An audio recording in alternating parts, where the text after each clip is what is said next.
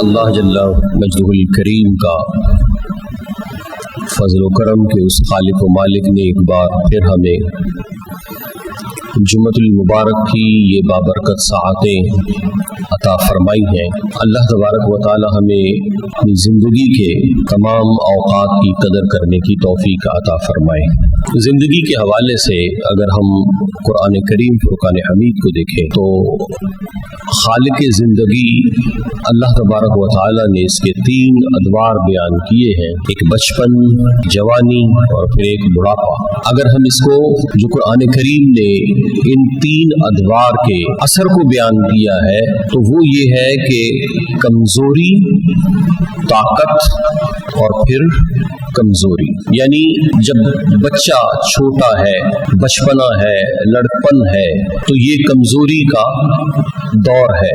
اور جوانی یہ قوت کا دور ہے، انسان کے جسم کی، اس کے خیالات کی، اس کے عمل کی اور اس کے رد عمل کی شدت کا زمانہ یہ جوانی کا زمانہ ہے، اور پھر اس کے بعد کمزوری کا زمانہ یعنی جوانی کے ڈھلنے کا زمانہ کہ جس میں انسان کی جوانی ڈھلتی ہے اور پھر اس کے بعد کمزوری آ جاتی ہے، جوانی کا وہ اثر نہیں رہتا، قوت انسانی جسم میں ویسی نہیں رہتی جیسے پہلے ہوتی ہے۔ تو اب یہ ہم سب کے سمجھنے کے لیے ہے کہ ہم اپنی زندگی کے جس حصے میں ہیں ہم اس حصے کے بارے میں سوچیں، کیونکہ حضرت علی کرم اللہ وجہہ الکریم آپ نے بڑی ایک پیاری بات ارشاد فرمائی۔ آپ نے فرمایا کہ 2 چیزیں ایسی ہیں کہ ان کی اہمیت کو اور ان کے فضل کو کوئی نہیں جانتا سوائے وہ کہ جو ان 2 چیزوں کو کھو دیتا ہے، اور وہ 2 چیزیں کیا ہیں؟ آپ نے فرمایا کہ ایک جوانی ہے اور ایک عافیت ہے۔ بندہ جب جوان ہوتا ہے اسے جوانی کے قدر کا کوئی خیال نہیں ہوتا، اور جب بندہ عافیت میں ہوتا ہے تو اسے اس عافیت کے زمانے کی ویلیو کا پتہ نہیں ہوتا۔ جب وہ عافیت اس سے ہٹ جاتی ہے، بیماری میں، پریشانی میں، مالی کنڈیشن کے خراب ہونے سے، گھر کا سکون برباد ہونے میں، یعنی عافیت ایک بہت براڈ میننگ میں ہے، بہت وسیع معنی رکھتی ہے کہ عافیت کا مطلب صرف جسم کی تندرستی نہیں ہے، حالات کا سازگار ہونا یہ بھی عافیت میں ہے، بندے کے جذبات کا،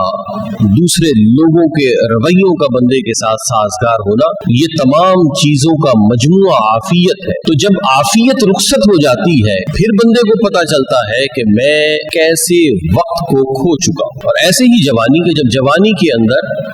بندہ جب جوان ہے تو اس کے اہداف ایسے ہوتے ہیں کہ جیسے یہ وقت ہمیشہ رہے گا، جسم میں یہ قوت ہمیشہ رہے گی، وہ اپنی جوانی کو اس طرح سے گزارتا ہے کہ جیسے بوڑھا نہیں ہونا، یعنی جو بھی کام کر رہا ہے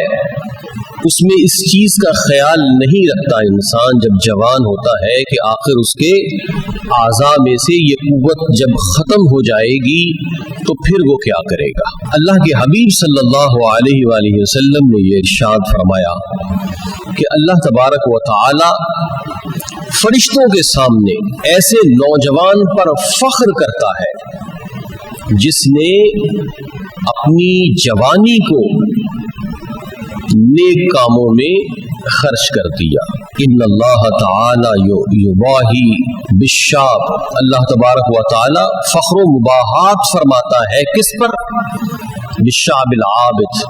عبادت گزار نوجوان پر۔ کن کے سامنے؟ الملائکہ، فرشتوں کے سامنے اللہ تبارک و تعالی اس پر فخر محسوس کرتا ہے، اور ارشاد فرماتا ہے یقولو انظروا، اللہ فرماتا ہے دیکھو، انظروا عبدی، میرے بندے کو دیکھو، ترک شہواتہ لاجلی، اس نے میری وجہ سے اپنے نفس کی خواہشات کو ترک کر دیا ہے، یعنی اس کے جسم میں جان ہے، طاقت ہے، اختیار ہے، لیکن اس نے اپنے نفسانی خواہشات کو اللہ کی وجہ سے ترک کر دیا، تو اللہ تبارک و تعالی ایسے نوجوان پر فرشتوں کے سامنے فخر فرماتا ہے، قابل فخر نوجوان وہ کہ جو اللہ تبارک و تعالی کے لیے اپنی نفسانی خواہشات کو دباتا ہے اور اللہ تبارک و تعالی کا عبادت گزار ہے۔